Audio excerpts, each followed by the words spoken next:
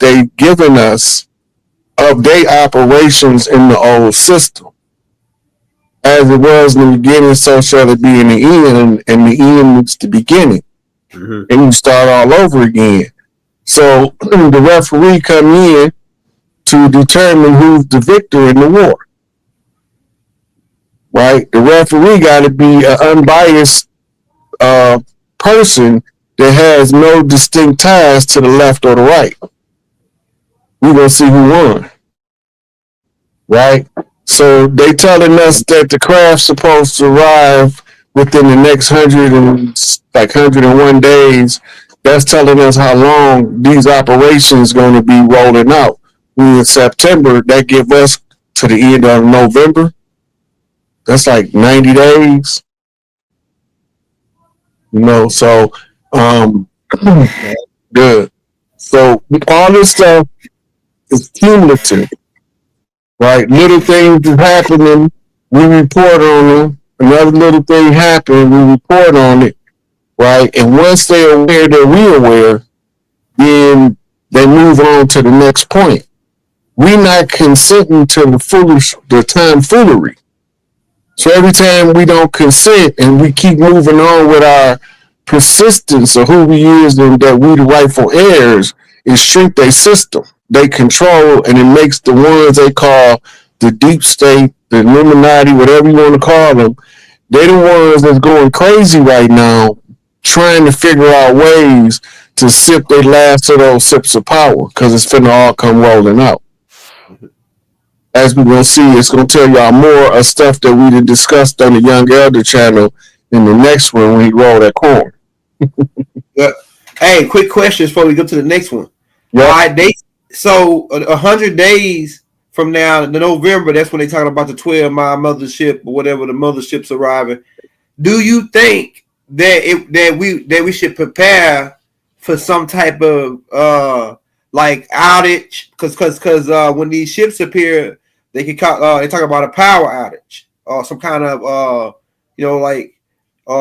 it can cause an event. So should we be like stocking up? Or getting our supplies together. I'm gonna tell you this, anybody that ain't ready for what's coming now, don't waste your time. Okay. If you ain't ready for what's coming, because you can't stop what's coming. This is the grand finale. Right. So now everything is kicked up a notch. This is when they say the white hats went from defense to offense. Right? That's chess. The only time you switch from defense to offense is chess is once you got the upper hand. Yeah. Then you attack. Yeah. Yeah. Right? So it's a shift. The power shifted. When they told you they went from defense to offense, I tell you right there, the power has shifted. Yeah. Right? Because as long as the dominant force is dominating, you can't mount an offensive. Right. Because you're too busy backing up on defense. But as soon as their resources is depleted, and they don't have no more gas to move forward, then the tables is turned now. Yeah. So now the once defenders is now the aggressors, the attackers. Right. Looking to stamp out the last little vestiges and holdouts of the fallen system so that we can bring in the golden age with the new systems. Right. Right. In religious terms, this is the so-called prophecy at the end in Revelations. Right. We're in the final chapter of Revelations right now. So I see that. And all that's based on star constellation alignments, portal gate time frames that's kept. Because remember, all of the numbers reveal something. And then Budell just did a little short on the 999 gate, which is to the nines is to the finish. Mm-hmm. Right? So after the 999 gate flip, that's when you start seeing everything take off. right? Then he mentioned something about, I think, an eclipse on the 7th, right? So it's telling you everything that's taking place in the stars, but we don't always know how to translate that to what to look like in 3D when we experience it.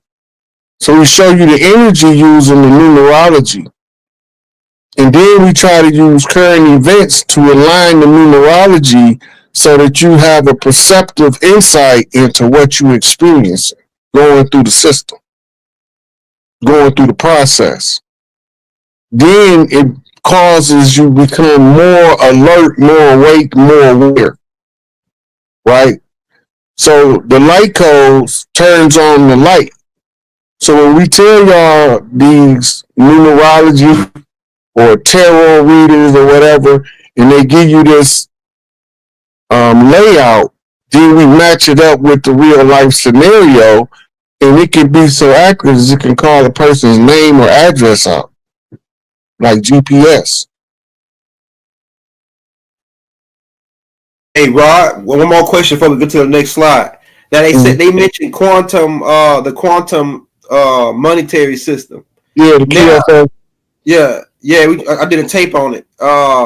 Now, so to me, they already semi in it. They just still got paper money floating around. They already semi into the quantum system already.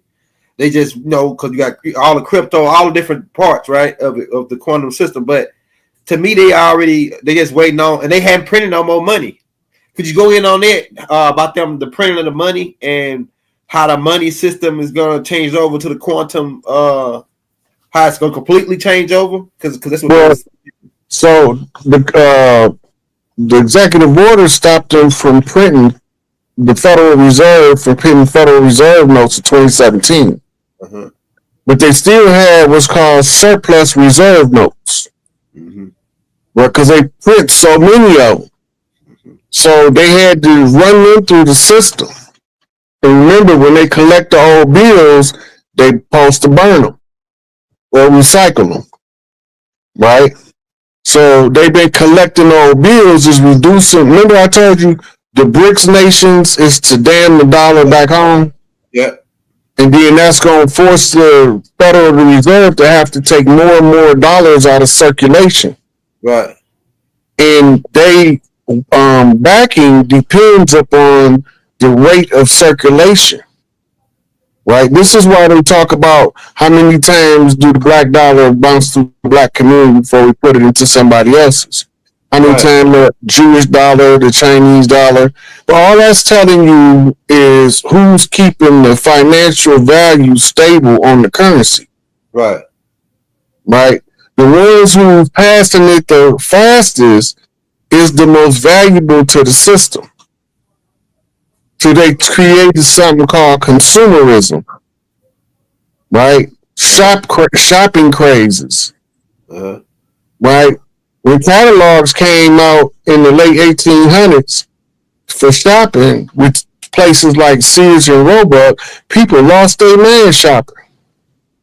Yeah, so everything was being shipped back then. Put them up, put it on the train. Catalog shopping. Now we Amazon shopping. Yeah. Anything you want, you can look on the internet and order it, and it'll be there in a couple of days or less. Yeah, thanks. Right. That's so that to keep the rate of circulation, the faster the turnaround of the dollar, the more value it have for the Federal Reserve. But the less value it have for us because it also creates inflation. Right. Right. Now, when they start reducing the number of dollars, when they get to what they call a critical pivot, is when the inflation of the dollar start having to be brought down because it's beginning to be scarce. Mm-hmm. That means the value of the dollar start to restore itself. By the time the banks collapse, then the inflation will just plummet. So, my bad. Go ahead. So prices will go back to like the 50s or the 60s or something. So but the value of the dollar will be stronger. So for somebody that's got over 10,000 or something like that crazy in their account, what should they do? Like, should they trade that money in for some like gold or something, or should they sit on it? Because the bank closed, boom, we don't got no more money, or we can't give you no more money. How do you deal with it right now? Because you want to be prepared if you got a whole bunch of money in your account. What do you think people should do if they got over 10,000 or whatever in their banking account? As long as they keep a couple thousand in cash reserve, they should be good. Because when the old system fall and the new system come online, it's an automatic compensation for the ones who money was tied up in the system, the old system. It's part of the currency buyback program. Right? Remember we talked about that. Yeah. What happens is when the crash happened and then the banks are all closed, they're non-functional. Right? That's when the banking corporation is totally defunct at that point. Right. So the Federal Reserve Bank is what we've been relying upon with Federal Reserve notes. Right. So when the Federal Reserve becomes totally defunct, it becomes the responsibility then of the U.S. Treasury. Right. To restore trust in the financial instrument of the nation. The only way they're going to do that is it has to be substantially backed by its original backing, which was gold and silver. Right. Right? So now they take control of the defunct banking systems. Your Chase Manhattan's already been seized by military intelligence, but they didn't tell us that. Oh. Bank of America has already been seized by military intelligence, but they haven't told us that yet. Right? It's a couple more of those major banks. Wells Fargo, seized by the military. Right. They all were seized because they was part of a conspiracy to enslave the people. And the conspiratorial nature of it was predicated upon consumerism, making you so delirious with money because you've been in poverty so much that you don't really understand money mechanics. You don't know what the value of the money really is because somebody got to come over every year called the chairman of the Fed and adjust the interest rate. Right. By the way, it was one that just got apprehended a couple days ago. Yeah. Coming to talk about adjusting the interest rate. We're going to adjust your ass. We're going to show you some adjustments. First, we're going to adjust $5,000 suits, and we're going to put you in this $2 orange jumpsuit. See how you like that. It's the $2 orange sandals, jailhouse sandals, the county joints, Yeah, go ahead. So the first thing that stand out is the raid in the Vatican. That took place in 2018. That was when they brought the 650 plain loaves of gold back to America that the Vatican had on catalog that belonged to us over here. Right. Right. That went to a bunker in Colorado. It's not too far from Raven Rock, but it's a secure location, and it's replacing Fort Knox as the repository of gold. Right. You can actually get to it from Raven Rock by underground passage. But it's actually, the base is actually in another part of the state. It might even be in another state, but it's on the west of the Mississippi. Remember, I said everything, all of the capital and all of the state buildings, everything got to move west of the Mississippi River because that's how we have to reclaim it because the flip is required. So from DC, everything got to move out of there because they're going to destroy them sigils that they call streets. right? So they're gonna end up. Most of the people in DC probably gonna have an option to have a house anywhere they want in the country or a farm. You know, so because all that's gonna be demoed. They got sigils um, to control our energy carved in the ground, and the activity and movement of people generates the kinetic energy that vibrates their sigil, and it causes the reaction across the land, right? So to break free, and so they don't work no more, you have to tear them up. You have to reroute the ley line, or repattern how you draw energy from the ley line. So most of DC gonna be gone unless it's some of it kept to be like a historical, this is what happened site or something. Yeah. So you see, so based on what they said about the underground tunnels and the children and all the people that was being tortured, this is going on worldwide. It seemed like it was. Matter of fact, most of the LA tunnels, the New York tunnels, the Chicago, they was all cleared out in 2017. Yeah, I remember that when they in North Carolina. It's one. I think it was one in North Carolina too. Yeah, remember they had the tent that was taking the rescue babies from the underground city in New York. The tent was set up in Central Park. It's called a triage center. Yeah, I remember. Right, and that's where they was taking the babies they was pulling out of there. Yeah, then they was taking all of the ones to a military base down in Texas that was actually it was decommissioned as a military base, and then they recently activated it to be the housing for the orphans that they was bringing, and to try to determine which ones, was viable, right, psychologically. Yeah, because some of them, when they go through that kind of trauma, they're a detriment to themselves and others. Yeah, that's right. So they had to keep them under control conditions. But the other ones was able. Some of them was placed with foster families in the meantime. We don't call them foster families. We say somebody took them in. We don't know nothing about no foster. What foster? Foster Silver? Yeah, could you go in on CPS? CPS, Child Protective Services, they said that they got infiltrated by these same guys, and they actually flipped the script. Instead of was helping the kids, they were pulling the kids out to put them into this ring, into this society or whatever.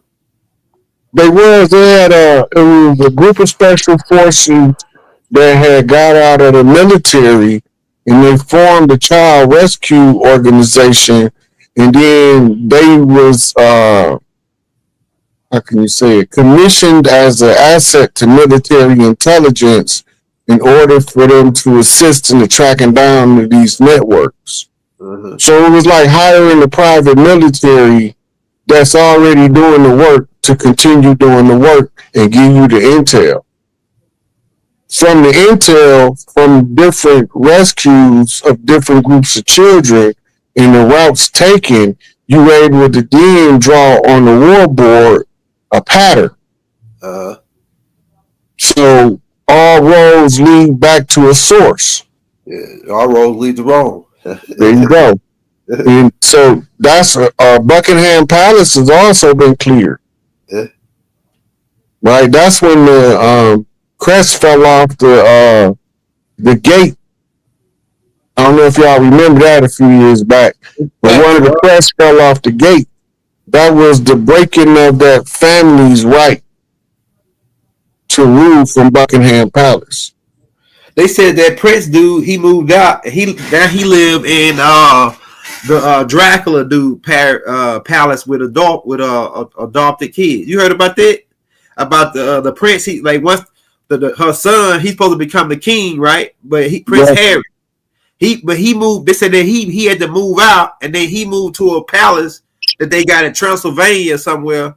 That's the house passed down from Dracula. You heard about that? Harry came over here with Meghan Markle. Okay. You remember they was all at the basketball games together and stuff? Because they was she was more royalty than they was. So she get to pick where she want to live. And he can't do nothing but follow. And the royal family can't say nothing because in royal family bloodlines, he ain't got no business with her in the first place. He's an artificial bloodline. Inserted. Right? To give you the illusion that they the real royal family and she got tricked. That's right. But when she go over there where the real royalty at, they got to evaluate her. You remember when they evaluated Princess Diana, they marked her for death. I was just going to say that. Because she connect back with our Nana.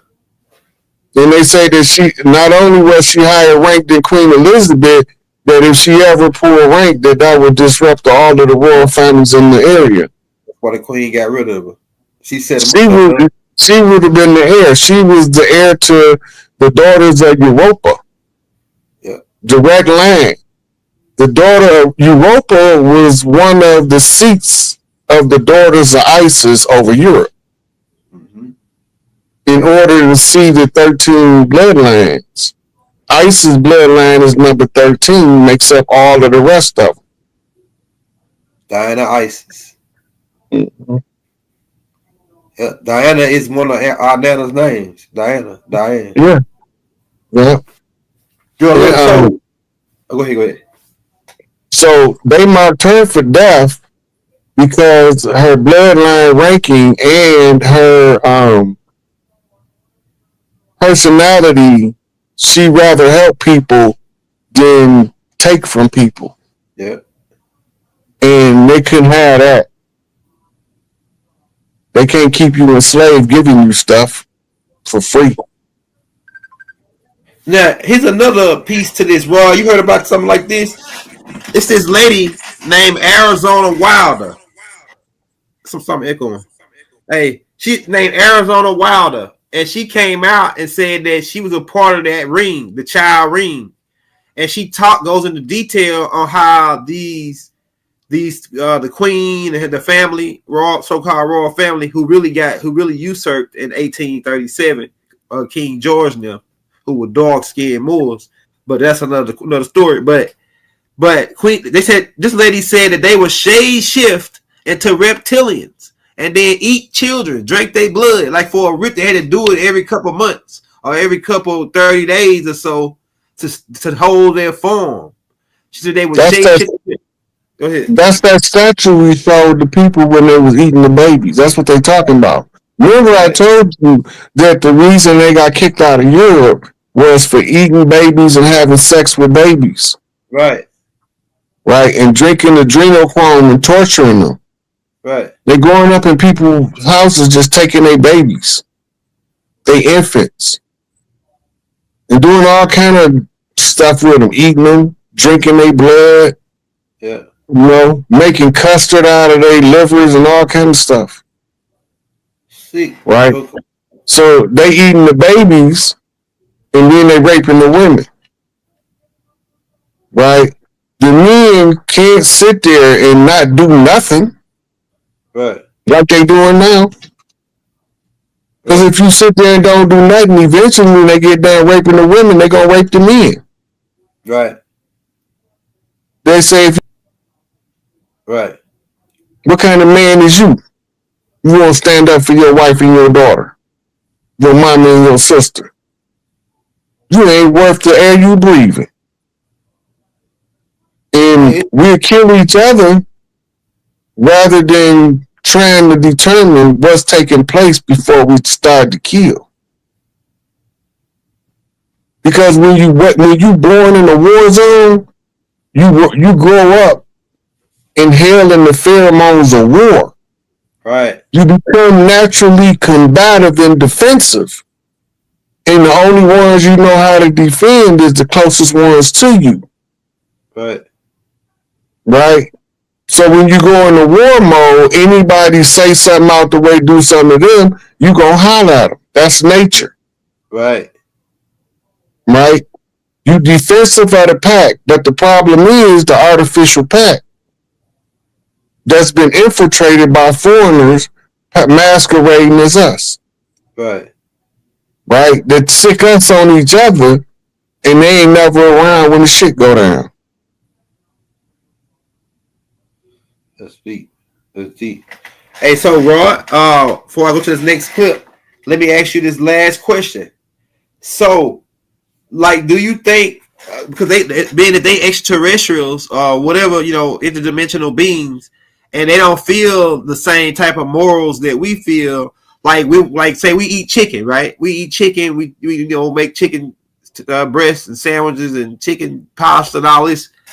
The chicken, if you was a chicken and looking at it from the chicken perspective, the chicken might be feeling the same way we feel about them eating our children. We eat eggs, children, fetuses. I mean, they fetuses, all this. It ain't no problem.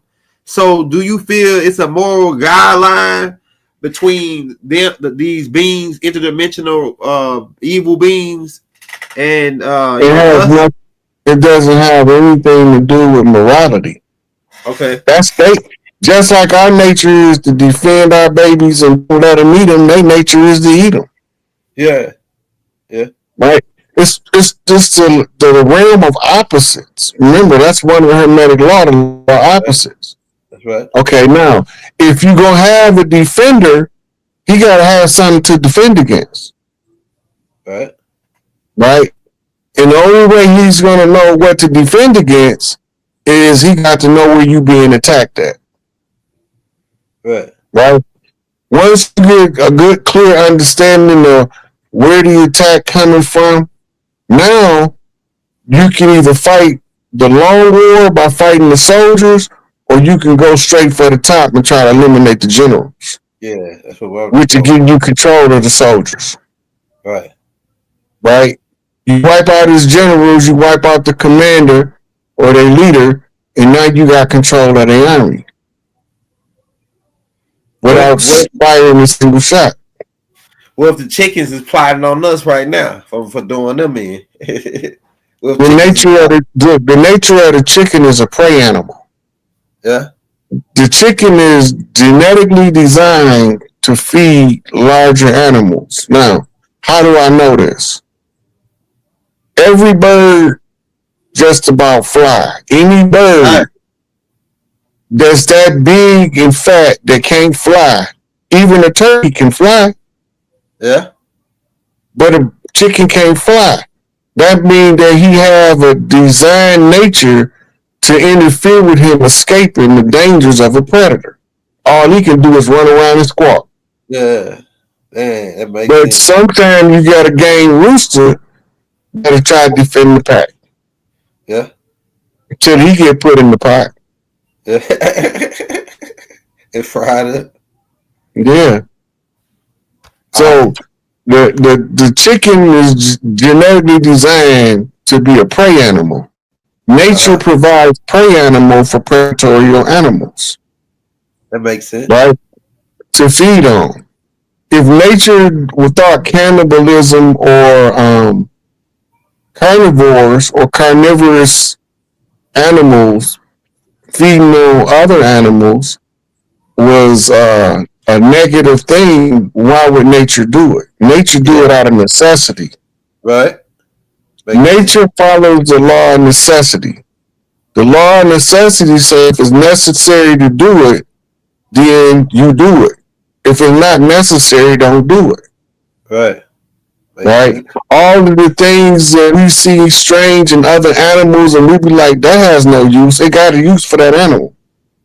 But it don't have a use that you can comprehend because you didn't create that animal and you didn't design that piece to do that function. It's like our appendix. Right? They've been trying to figure out what is the purpose of the appendix. They still ain't figured it out. Right? So they sitting at the tonsils. They call them a vestige organ of a bygone era when they had a function in the use when we was in a different state of existence as mammals. Uh-huh. So those are carryovers that we don't need in this reality, in this incarnation, but we all got it. Yeah. Nature wouldn't let us keep it this long when it got rid of everything else that we didn't need. Right. We still needed to be furry, but nature stripped us naked. Right. Forced us to use our brain to make clothes. Why would nature do that? Right? If nature don't do that and you can be warm with fur, you wouldn't use your brain to develop clothes. Right. So nature put you in a condition to force you to think about a situation and solve the problem as the most highest evolved of the intellectual mammals. Makes sense. Right? So nature teaches you by creating a necessity to force you to adapt. Your adversity is only tolerable up until when the flip comes, your ability to receive your reward. Some people can take more suffering than other people. So they have to do functions in the family structure that the ones that can't take the weight of the punishment can't stand to lose. It's too much for them, but for you, it's nothing. Right? So once you understand the concepts of how nature is using nature to teach you naturally, then it's easier for you to see the patterns in everything around you. Because everything is cyclic and it's in patterns. Hey, I was talking to one of the elders one time, and he was telling me a whole bunch of stuff about how the land used to be before the colonizers came. And he was saying that before they came over here, that we didn't really eat birds. That we like the chicken. We didn't. The chicken, he said the chicken is like an offspring of a bird called a dodo bird. And he said that what happens is when the Europeans got over here, the birds, because we used to feed them the fish guts. When we used to go to the river and fish, we get the fish guts, throw them to the birds. And so we didn't eat them. They used to walk right up to us, like we were friendly with them. But when these European Moors came, they see this bird walk up to them like, they say, "Oh, this bird dumb. This bird don't got no. Let's kill him." They started killing all of them and eating them, and then, but we didn't really eat birds over here. Birds were spiritual animals over here, especially like the eagle and like the hawk, different things like that. So, do you think we ate birds? Yeah, certain types. But we didn't eat birds of prey, right? Because they're spiritual weight, because they fly the highest in altitude. Right. And we didn't eat the condors, the vultures and buzzards, because they was required to be the cleanup crew. We knew they was necessary as the cleanup crew for the decaying carcasses that would spoil the land if it was too many of them. Uh-huh. So the reverence for the cleanup crew to be able to dispense with the decaying corpses is the same reverence as the predator able to see from 200 miles in the sky or 2 miles in the sky a rodent running down and swoop down and grabbing. Yeah, hawk good at it. Right. Those are symbols of different types of chief. Right? The cleanup crew is the big heavy lifting soldiers that comes up at the end when everybody else done had a chance to resolve the matter. The cleanup crew come in and they clean shit up. That's it. And then to talk about. Right. It's a dirty job, so I know I'm gonna get dirty, but it's gonna get cleaned up. Right? Then you have your high thinkers, the ones who's painting the tapestry of what you need to see. Those are the ones with the eagle eye, the hawk eye, And you can tell by the name of the chief what totem energy, because those animals represent an energy frequency that we can also use Right. as a totem animal. Our reverence for that animal have to be the same as that animal reverence for us in reciprocity. Right. Right? So the animal that strikes your heart chord becomes your totem animal first. Right? And when you're born with a totem animal spirit guide, then those are some of the strongest spirit guides to have when you're on earth, because they keep you out of shit or they keep you in a bunch of shit. Right. It Hey, just depends on the nature of the totem animal. That's good stuff. That same elder also told me, he said, if you go to a place, if you don't see no buzzards or vultures, don't live there, because ain't no good food. Ain't no good food there. Ain't no vultures. That's because it goes to the mythos of the corpses spoiling the land. When the land is spoiled, the food is no good. It's like you said. Yep. So, I've been talking about the flip for ever since I knowed you. Yeah. Right? So, this is just another person that's seeing the same thing that I'm seeing, telling y'all what he see. The convergence is when the algorithm is showing this. We didn't took over. But we don't know we took over yet, and we don't know what it feel like once the takeover has took place. Because we don't remember it happening in a time where we can understand what it would feel like, what it would look like, right? But the flip is the changing of the guard from the old system to the new. Right. All of the old stuff, the analog, is being shut down, going to the digital. The same way we going from iron-based carbon to gold-based crystalline. Most of us don't know that. When the crystals in the DNA activate the dormant DNA, that's going to be full activation of what you really are. Right. Most of us think, oh, we just humans. But our DNA ain't turned on yet. A human is just an avatar for something much greater. And the frequency that comes through the DNA determines how much of the higher energy will be able to facilitate that avatar. How much of your spiritual energy are you able to project into the 3D? Right. And the ones who can do it, they become your entertainers of society, your artisans, your painters, your poets, your storytellers. And they harnessing the high spiritual frequency, and then they describing the realm around them in terms that somebody later would come along to determine what the earth has went through on the watch of these artists. So it goes from hieroglyphics to now. But that's going to change. Because the language is going to change. Right. The symbols going to change. Right? The geography going to change. The geometry going to change. It all is part of the rewrite of the history for the next 26,000 years.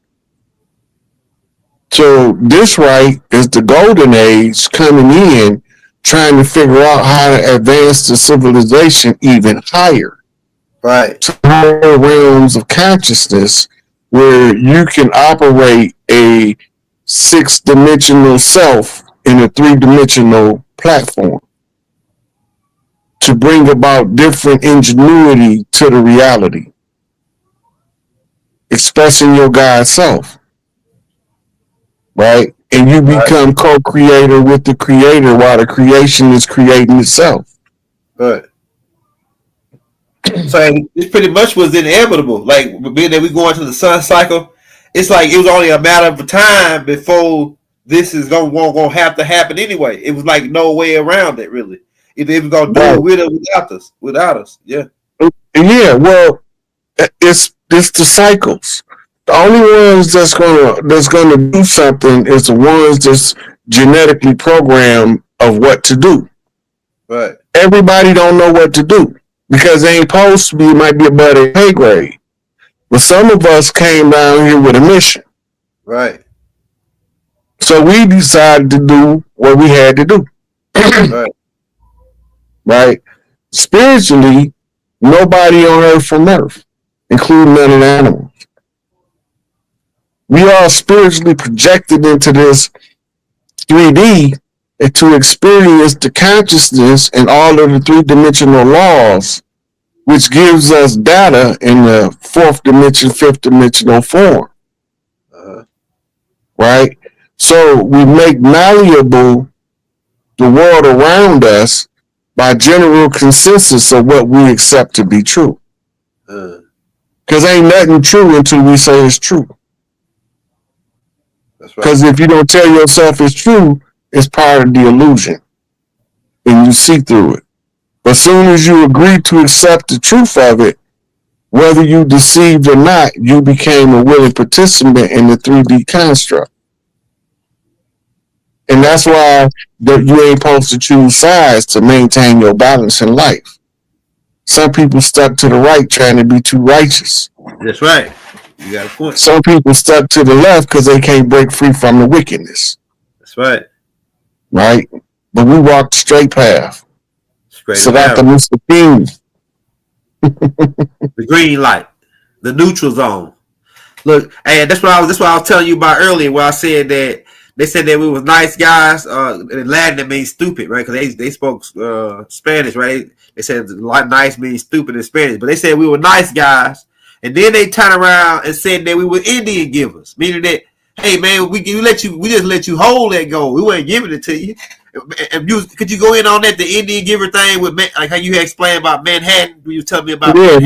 That's the story in Manhattan. When you look up how much Manhattan was purchased for, it was for some trinkets. Hold on 1 second, I'm gonna pull it up. Yeah, we got that part. Go ahead. Go ahead. I'm looking this up. Go ahead. We had that. They said that we was nice or we was kind or whatever, but we still had that part that say, "Hold on, sucker. Hold on now, sucker." See, we got that part. Once you start going too far, now hold on. Big Mama wasn't no punk. Now she gonna say, "Hold on, sucker. You going too far now." You had that part, right? But yeah, you pull it up. He pulled it up, y'all, about the Indian giver story about how they purchased. Was it $50, $100, or something? Look, purchased. Now, pay attention to this. Manhattan was sold to the Dutch in 1626 for goods valued at 60 guilders, which is often translated as about $24 at the time. Wow. The transaction occurred between Dutch representative Peter Minuit and members of the Lenape tribe, though the understanding of land ownership likely differed significantly between the two groups. Right? So, what made them come up with the term Indian giver? No chief that's from the land will sell you any land. Land is not for sale. It's by heritable birthright on the mother line only. Any of those sharecropping agreements where you see a man's name on there, he was giving the land away from under the women. And he was probably an imposter, pretending to be our great-great-great-grandfather. Right? All the time, he was the Samuel L. Jackson in the house. He the one took control of everything, and then he turned around and hired Paleface as a management crew to buffer him from the ones in the family that's out in the field talking about, what is this Negro doing up in the house? Right. You see, Then we couldn't figure it out because the house Negro is comfortable being us with massa, Right. right? But he ain't comfortable with we out in the field. Right. You see? So it got to be something else. When we understood that the sweetheart swindle was in play, then we understood who the frauds was. Because they used that sweetheart swindle to give the control of the land over to the system that supported the family that they worked for over in Europe. Right. How do we know it was over in Europe? Because all of the money went to Europe.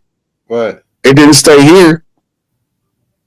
America haven't done significant infrastructural improvement in years. Go ahead, talk about it, Rod. This is because the money was never intended to keep up the upkeep over here. It's like what's the little crazy boy from That's So Raven? Oh, you talking about Orlando Brown. Yep. He said something that a lot of people went over their head. Why America don't look like Dubai? It used to. Yeah, that's who I heard it. That's who I heard it from, right? He said, why it don't look like Hong Kong? It used to. Right? He was pointing out cities that's advanced architecturally. Right. The use of beautification of the environment and the structural architecture designs that used to be here. Right. When they describe it, remember, Tartaria means west of Rome.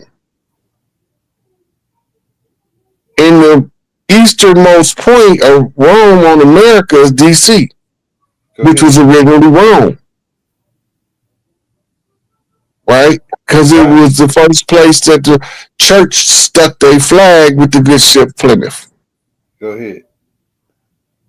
Right? So once they declared that Rome, everything west of Rome was destroyed. Through mud floods, by blowing dams, right, and using the underground aqueduct system that they was controlling out of Philly at one point, but now it's controlled by underground networks. You can flood anywhere if you don't use it, if you just open it wide up. We knew not to do that. Right.